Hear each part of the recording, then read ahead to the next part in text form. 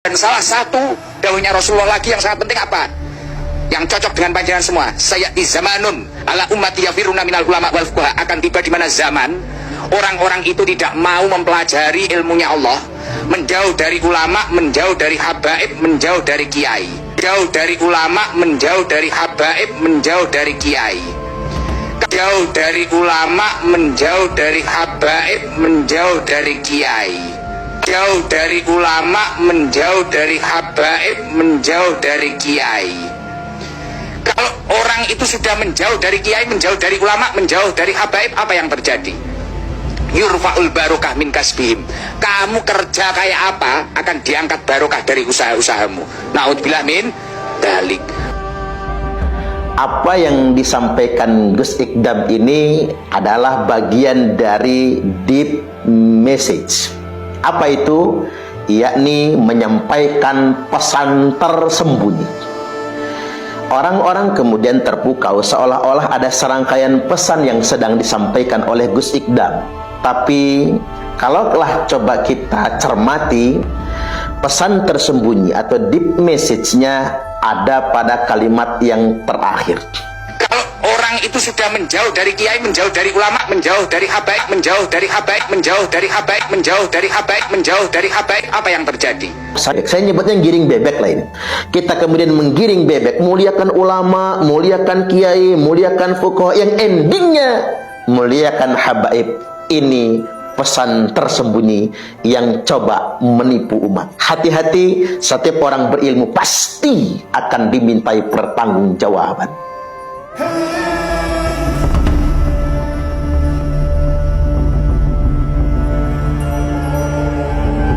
Pesan tersembunyinya ada pada akhirnya, memuliakan para habaib. Yang menyampaikan begitu tidak mengajak kita memuliakan ulama atau para kiai.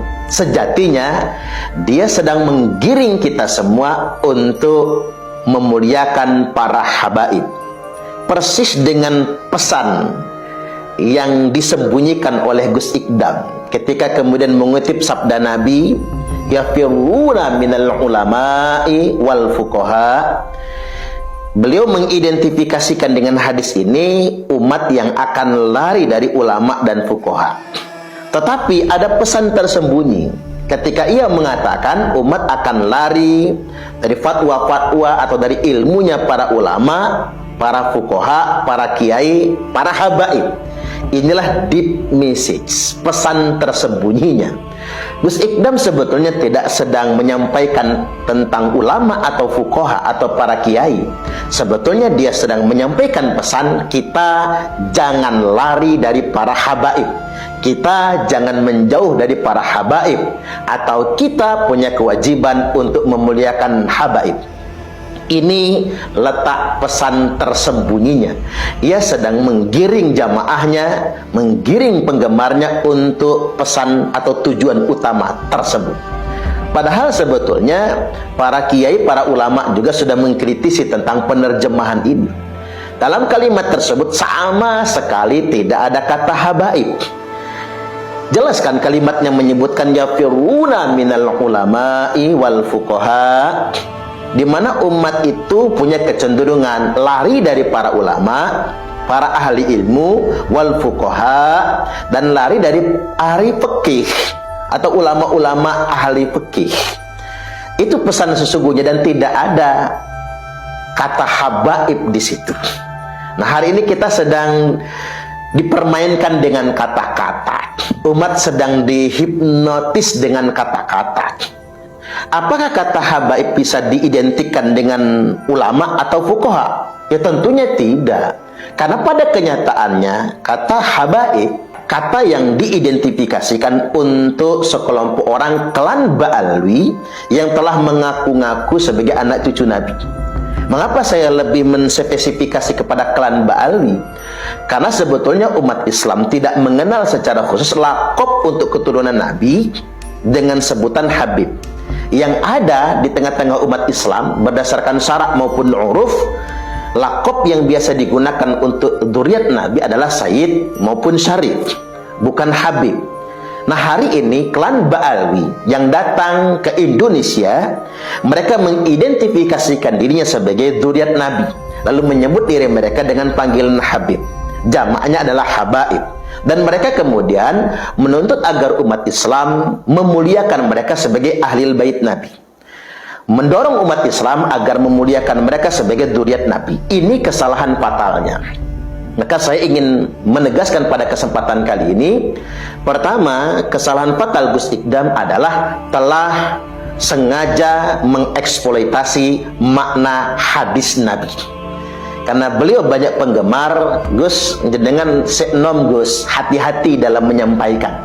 Jangan sampai kemudian apa yang panjenengan sampaikan justru kemudian terkesan memanipulasi umat. Karena mengapa? Ini sama saja sudah memanipulasi, bahkan boleh jadi mengeksploitasi makna hadis itu sendiri.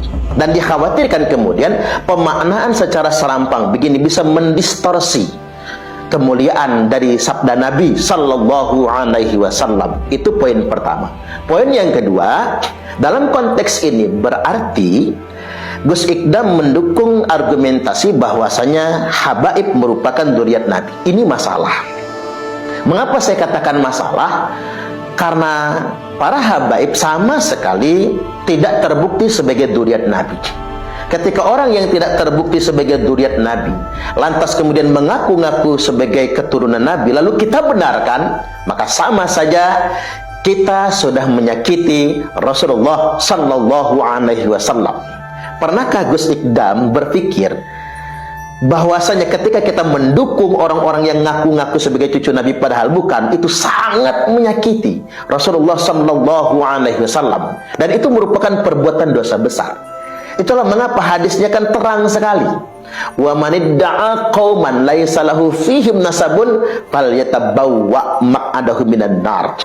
Membangun klaim bahwasanya dirinya berasal dari kaum tertentu atau klan tertentu padahal bukan bagian dari situ, sudah jelas ini dosa besar, bahkan diperkenankan mengkapling tempat tinggalnya di dalam neraka yang sudah disediakan untuknya.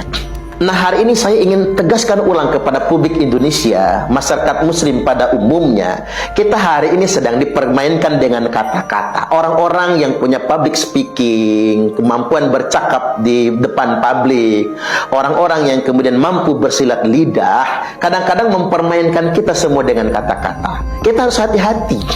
Ini deep message, ada pesan tersembunyi.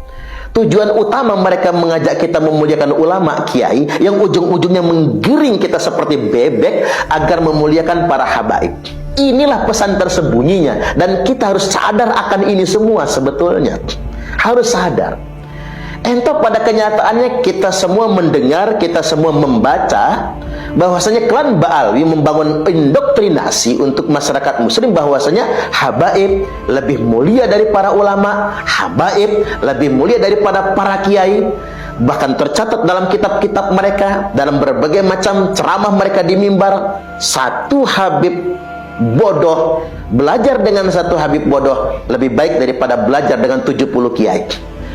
Belajar dengan satu habib yang tidak sekolah lebih baik daripada belajar dengan 70 profesor sekalipun. Barangkali sedemikian rupa. Bahkan mereka membangun pernyataan, kaki habib ahli maksiat dan tidak pernah ibadah itu lebih mulia daripada kepala kiai yang mengamalkan ilmunya. Ketika kita kemudian disodorkan dengan argumentasi ini, pernyataan ini, lantas kemudian kita menggiring bebek, saya nyebutnya giring bebek lah ini. Kita kemudian menggiring bebek, muliakan ulama, muliakan kiai, muliakan fuqaha, yang endingnya muliakan habaib. Ini pesan tersembunyi yang coba menipu umat. Hati-hati, setiap orang berilmu pasti akan dimintai pertanggungjawaban. Allahul muwaffiq ila aqwamit thariq. Wassalamualaikum warahmatullahi wabarakatuh.